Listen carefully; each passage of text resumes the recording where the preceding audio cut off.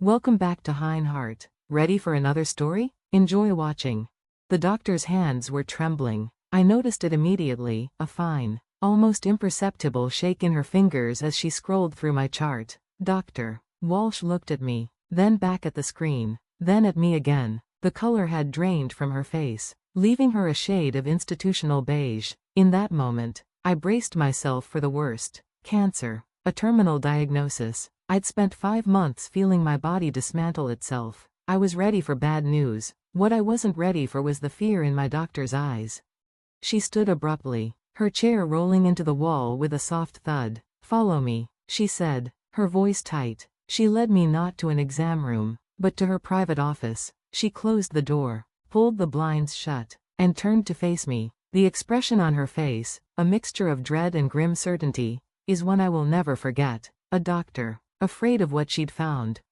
She spoke barely above a whisper. "You need to leave your house today. Don't tell your husband. Don't change anything about your routine until you're safely out." Then she turned her computer screen toward me. The words on the report didn't make sense at first. Arsenic, elevated levels, chronic low-dose exposure. My blood didn't just show a poison. It showed a timeline. Someone wasn't trying to kill me in one dramatic act. Someone was erasing me, slowly, carefully, making it look like a mystery. I'm Aya Carnes. I'm 31. I'm a senior accountant, and for the past 5 months, I've been dying by degrees. It started with a bone-deep fatigue that made the simplest tasks feel like climbing a mountain. Then came the constant, low-grade nausea, like a permanent case of seasickness. My hair fell out in clumps, a ghostly trace of myself I'd find on my pillow and in the shower drain. Brain fog rolled in so thick I'd forget conversations mid-sentence. At 31, I felt 90. I saw 3 different doctors. They had 3 different theories: stress, anemia, hormonal imbalance. Take these vitamins, they'd say. Rest more. I blamed turning 30. Apparently, the welcome package for a new decade doesn't include arsenic poisoning. That's more of a "your husband is a psychopath" bonus feature. My husband, Glenn, was a saint, a pharmaceutical sales representative with a soothing voice and a perpetually worried expression. He came to every single appointment. He held my hand in waiting rooms, asked the doctors detailed questions, and took copious notes on his phone. The nurses adored him. One receptionist told me how lucky I was to have such a devoted husband. I believed her. I believed all of it. Now, staring at Drive Walsh's screen, my whole world crumbled. The levels were consistent with months of exposure. Someone was killing me slowly, methodically. Dr. Walsh's whispered questions came at me in waves. "Who prepares your food? Does anyone have access to your drinks?" And then it hit me. The protein smoothie. Every morning for the past 5 months, Glenn had made me a healthy protein smoothie. He was worried about my nutrition. He'd said, it tasted like someone had blended lawn clippings with gravel and good intentions. I choked it down every day because my husband made it with love. Except it wasn't love. It was arsenic. Glenn understands chemistry. He knows dosages. He didn't need to Google how to poison me. He already had the formula. He calculated the doses perfectly, enough to make me chronically ill, not enough to trigger an alarm. He was building an alibi in those waiting rooms, performing the role of the heartbroken husband long before I was even dead. Dr. Walsh gave me clear instructions. Don't change your behavior. Don't stop the smoothies, he'll notice. Contact the police. She gave me her personal email, afraid Glenn might be monitoring our accounts. I walked out of that clinic on legs that felt borrowed. My phone buzzed. A text from Glenn. "How'd it go, honey? Made your favorite, lasagna. Can't wait to see you." I stared at the screen. This man I'd married, shared a bed with, trusted, he was waiting at home with dinner and a smile, and another smoothie for the morning. I had to go home. I had to eat his lasagna. I had to kiss him good night and pretend everything was normal while the man beside me patiently, deliberately ended my life. I texted back, "On my way. Can't wait to see you, too." Then I sat in my car and screamed until my throat was raw. Before we continue, please hit subscribe and tell me in the comments where you're watching from. I read every single comment, and I appreciate you more than you know. I walked through my front door that evening with a smile on my face and a single, burning focus in my heart: survival. Glenn was in the kitchen, stirring sauce. He turned and gave me that warm, caring smile I'd once loved. He asked about the appointment. The lie slid off my tongue with surprising ease. Mild anemia. Just need some new supplements. He nodded thoughtfully, saying he'd already researched the best brands. Always so devoted. I wanted to vomit. Instead, I thanked him and went to change. The smoothie was my first challenge. I couldn't just stop. He watched me take the first few sips every morning. So, I improvised. I told him my new anemia medication couldn't be taken with protein. I had to wait 2 hours. He bought it. Now, he leaves the smoothie in the fridge for me. And when he leaves for work, most of it goes down the drain. I drink just enough to ensure my improvement is gradual, not suspicious. I tell Glenn the supplements are helping a little. He seems pleased, which is terrifying. He planned for slow decay, so slow recovery doesn't alarm him. He's patient. He thinks he has time. I've become an actress in my own home. I use minimal makeup to look pale. I complain of fatigue even when I feel stronger. I take naps when he's home, lying awake, my mind racing. He brings me tea and fluffs my pillows. The man deserves an Oscar, or a prison cell. He was about to get one of those. Over the following days, the scope of his plan began to reveal itself. I'd given Glenn control of our finances 2 years ago. He'd suggested it so gently, so reasonably. I thought it was love. It was control. My friendships had faded, too. He never forbade me from seeing anyone. He just sighed whenever I mentioned plans with my best friend, Nina. She's so negative. He'd say, death by 1,000 sighs. Very effective. Zero evidence. One evening, while Glenn was at work, I went through our home office. As an accountant, I know where to look. It took me 20 minutes to find it. A life insurance policy on me for $750,000. Glenn was the sole beneficiary. It was taken out 10 months ago, 4 months before the first symptoms. This wasn't a crime of passion. This was a business plan. My hands shook so badly I could barely hold the folder. I kept digging. I found transfers to a secret bank account, $40,000 hidden over 8 months. An average person would miss it, but I've audited companies that tried harder to hide money. Glenn's little scheme was like an elephant hiding behind a lamppost. Then I followed him. He told me he had a client dinner. Something in his voice was off, a sliver of eagerness. I waited, then trailed him to a restaurant downtown. Through the window, I watched him with a woman. She was younger than me, with dark hair and a tense set to her shoulders. They were clearly intimate, but she wasn't happy. Even when she smiled, there was a tightness, a wariness. She kept checking her phone. It didn't fit the picture of a woman in love.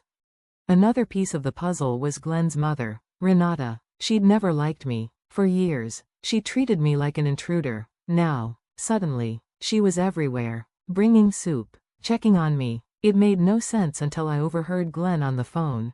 Thanks for checking on her today, Mom. I worry so much. He'd enlisted his own mother as a spy, exploiting her guilt about her past coldness. He was manipulating everyone. I had pieces now, a poisoning husband, a secret bank account, a tense mistress, and a mother-in-law turned unwitting warden. But something was missing. Why was the girlfriend so tense? What else was he hiding? I was right to wonder. There was something bigger.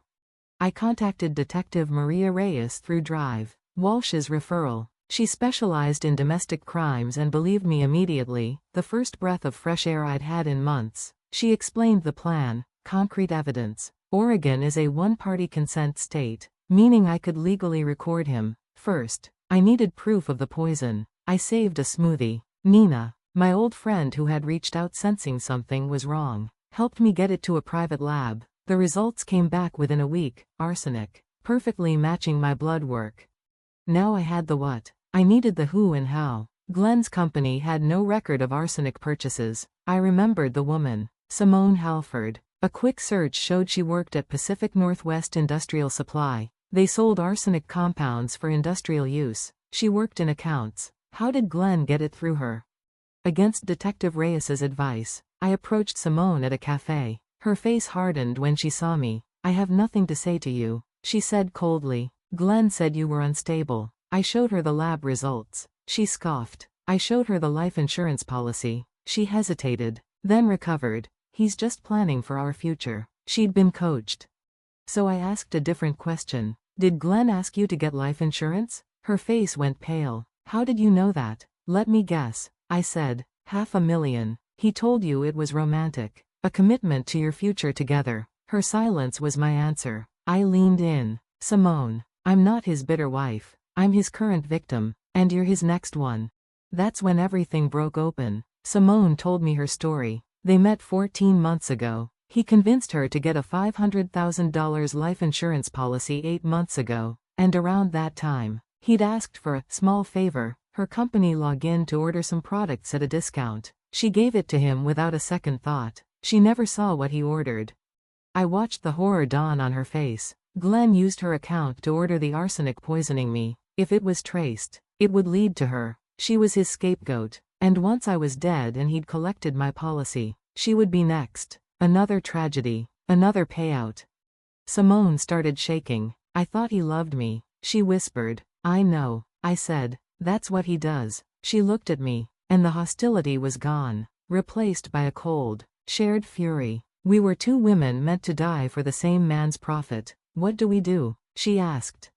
Simone agreed to cooperate with Detective Reyes. Her account records showed orders for arsenic shipped to a P.O. box Glenn had rented under a fake name. We had the poison source. We had the financial motive. We had 2 victims ready to testify. But Detective Reyes wanted one more thing to make the case airtight. We needed to hear Glenn say it himself. And I knew exactly how to get him to talk.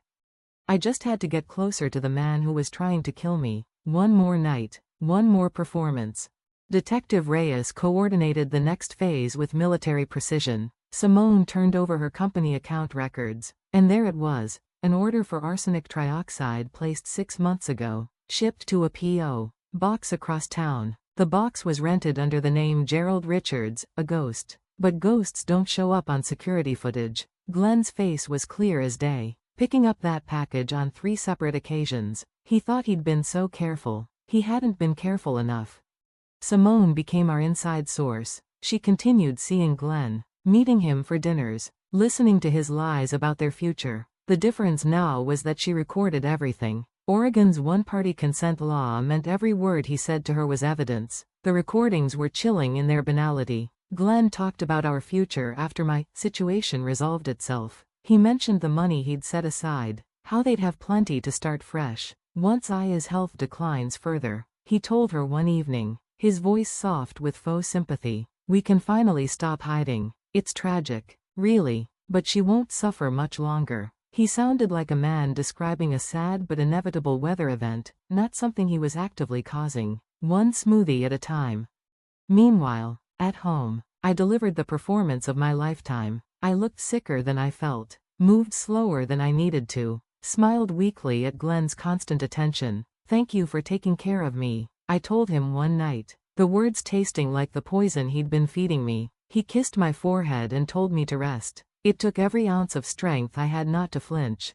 The hardest part was Renata. Glenn's mother continued her daily visits, bringing soup and guilt in equal measure. She sat with me while I pretended to sleep, sometimes holding my hand. I could feel her trying to make amends for years of coldness. She didn't know there was nothing to make amends for. Her son was the problem, and she had no idea. I wanted to tell her. Part of me felt she deserved to know what she'd raised. But Detective Reyes cautioned against it. Renata loved Glenn unconditionally. If she knew the truth, she might warn him, giving him time to destroy evidence or disappear. I had to let her keep believing the lie a little longer. If this story is keeping you on the edge of your seat, please take a second to hit that like button. Your support means more than you know. Now, let's finish this.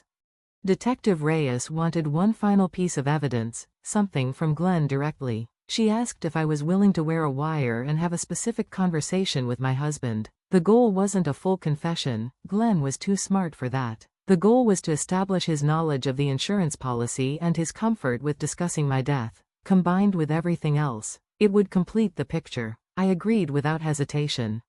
Nina came over the morning I was supposed to do it. She helped me position the tiny recording device, barely visible against my collar. Act natural, she whispered. Don't think about the recorder. I decided to think about tax returns instead. Very calming. That evening, Glenn came home to find me looking particularly weak. I'd outdone myself with the pale makeup and tired posture. I told him I'd been thinking about the future, about what would happen if my health didn't improve. Glenn, I said, my voice fragile, if something happens to me, I want to make sure you're taken care of. His face arranged itself into perfect concern. Don't talk like that, honey, you're going to get better. But just in case, I pressed. The life insurance, our savings, I want you to have everything. I want to know you'll be okay.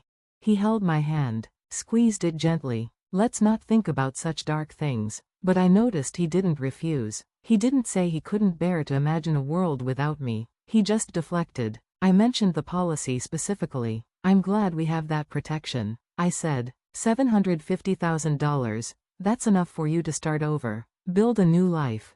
He nodded slowly. I'll take care of everything, he said. I always do. Not a confession, but not a denial. A man with nothing to hide would have insisted his wife was going to survive. Glenn simply accepted the premise of my death like it was already decided. Later that night, as I pretended to sleep, Glenn made a phone call in the hallway. He thought I couldn't hear. He didn't know the wire was still recording. He called Simone. She's getting worse, he said, his voice low and eager. Probably a few more weeks at most. Then we're finally free. He sounded relieved, happy, even excited about my death the way someone might be excited about an upcoming vacation. That was the moment something broke inside me, not into pieces, but into clarity, cold, hard, unshakable clarity. This man had never loved me. I'd been a target from the beginning, a means to an end. The wedding, the vows, 4 years of what I thought was marriage, all of it was just set up for a payday. Detective Reyes called me the next morning. The arrest warrant was signed. Glenn Reeves would be taken into custody the following day. 8 weeks of investigation, 14 months of his manipulation, 4 years of a marriage that was never real. One more night. I just had to survive. One more dinner. One more smoothie I wouldn't drink. One more kiss from a man counting down the days until I died. I made it through, barely. The morning of Glenn's arrest started like any other. I woke up before he did, made coffee, moved quietly through the kitchen. He came downstairs around 7 o'clock, showered and dressed for work, smelling like the cologne I used to love. He kissed me goodbye. Rest today, honey. I'll bring home dinner tonight. I nodded and smiled. Have a good day. He walked out the front door. 20 minutes later, he walked back in, escorted by Detective Reyes and 2 uniformed officers.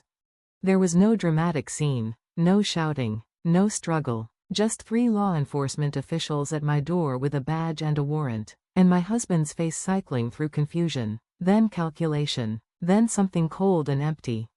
Glenn Reeves, Detective Reyes said, you're under arrest for attempted first-degree murder and insurance fraud. You have the right to remain silent.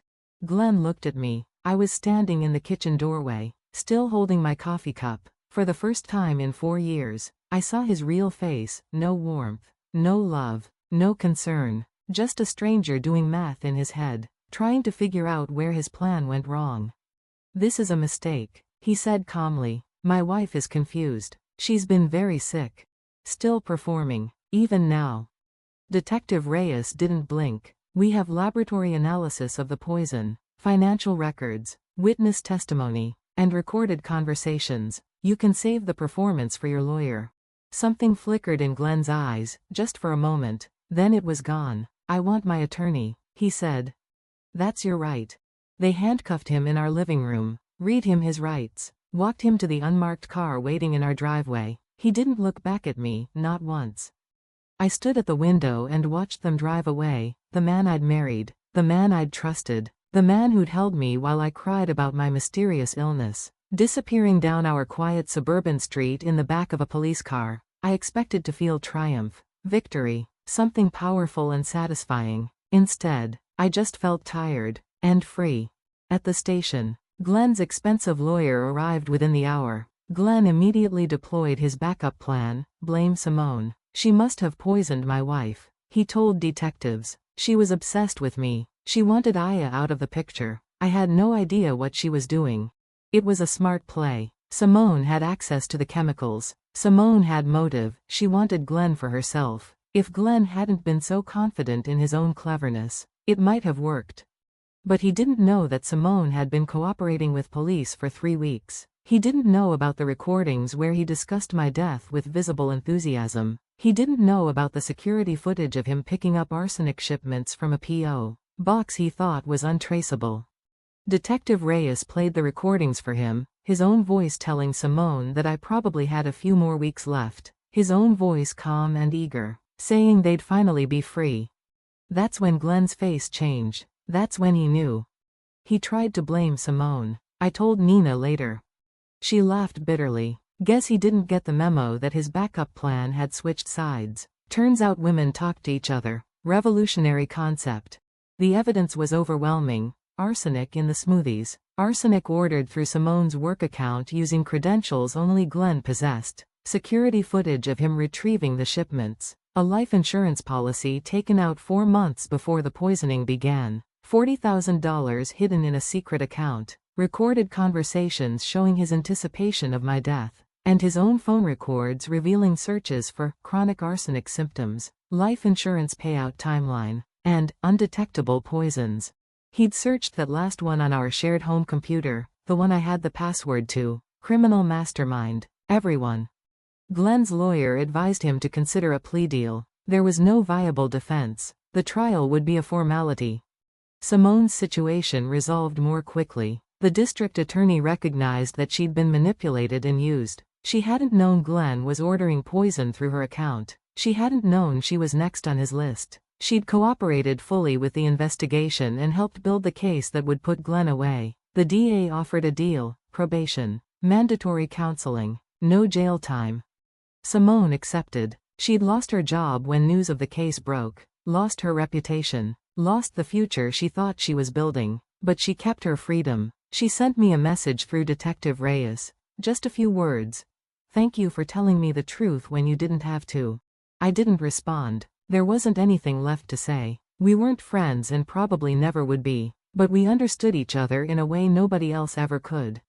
Telling Renata was harder than I expected. Detective Reyes informed her officially, but I called her afterward. I'm not sure why. Maybe I felt I owed her that much. Maybe I needed her to hear it from me. She didn't believe it at first. Kept saying there must be a mistake. Glenn would never. This couldn't be real. Then she went quiet. Then she cried. I was in your house, she said through tears. I watched you suffer. I brought you soup while you were being poisoned by my own son. I didn't know what to say to that. Neither did she.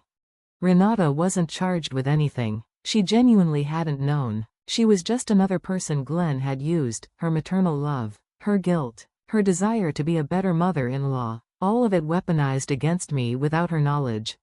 We're both women who loved a man who never existed, I told her. She hung up. I haven't heard from her since. I don't blame her. Glenn refused a plea deal initially. His ego wouldn't let him admit defeat. But after his lawyer reviewed the complete evidence file, reality set in. There was no winning this case. There was only limiting the damage.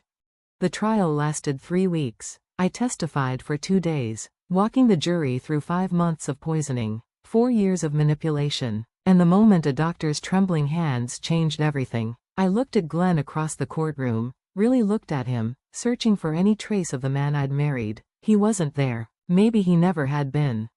The jury deliberated for 4 hours. When they returned, Glenn's face was a mask, no fear, no remorse, no emotion at all. Guilty of attempted first-degree murder, guilty of insurance fraud, guilty of domestic abuse. The judge sentenced him to 15 years in state prison. He'd be eligible for parole after 10, which meant he'd be 46 at the earliest when he faced a parole board. His pharmaceutical license was revoked permanently. All his assets were frozen pending my civil suit. The man who planned everything down to the milligram hadn't planned for this.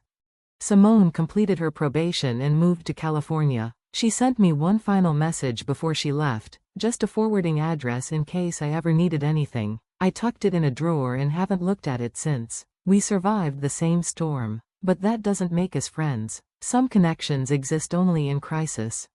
Renata sold her house to pay off her debts. Glenn had promised to help her with that $60,000 once things settled down. Things settled down differently than she'd expected. Last I heard, she moved in with her sister in Arizona. She never wrote to me. I never wrote to her. Some silences say everything that needs to be said. My recovery took about 3 months. The arsenic cleared from my system. My hair grew back thick and healthy. The brain fog lifted like morning mist burning off a lake. I remembered who I was before Glenn, before the manipulation, before the isolation, before I became a woman who asked permission to see her own friends. I filed for divorce while Glenn awaited trial, got everything he hadn't already stolen. I sold the house immediately. Every room held a memory that was actually a lie, and I couldn't sleep there anymore. I moved to Seattle. New city, new job, new apartment with big windows and a kitchen where I make my own breakfast every morning. Eggs, toast, fresh fruit, simple things that I control completely. There's something profound about feeding yourself, about trusting what goes into your own body. I'll never take that for granted again. Nina and I have dinner every Thursday now. She never once said, "I told you so," even though she'd earned the right. Real friends don't need to say it. They just show up and keep showing up.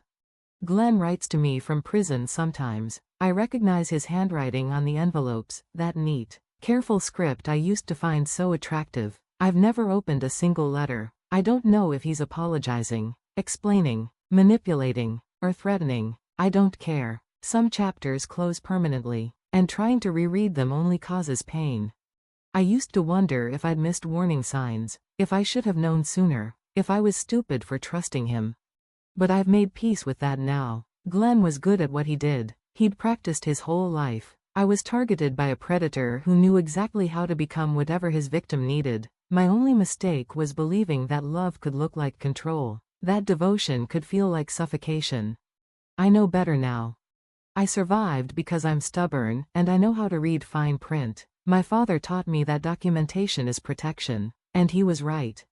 Sometimes the most dangerous person in your life shares your bed, but sometimes the strongest person in the room is the one everyone underestimated. Glenn underestimated me. That was his real mistake. These days, I wake up early and drink my coffee by the window, watching Seattle come to life below. I go to work and come home to an empty apartment that feels full of possibility instead of empty of love. I call Nina when I'm lonely. I see a therapist twice a month. I'm learning to trust myself again. Last week, someone asked me if I'd ever get married again. I told them I didn't know. Maybe someday. Maybe not. The future is open now in a way it hasn't been since I was 25 years old, and I'm in no rush to fill it with anything but peace. The most dangerous person in the room is often the one who knows how to read the fine print. Remember that. Thank you so much for watching. More of my most gripping stories are already on your screen. Click one now, you will love it. See you in the next.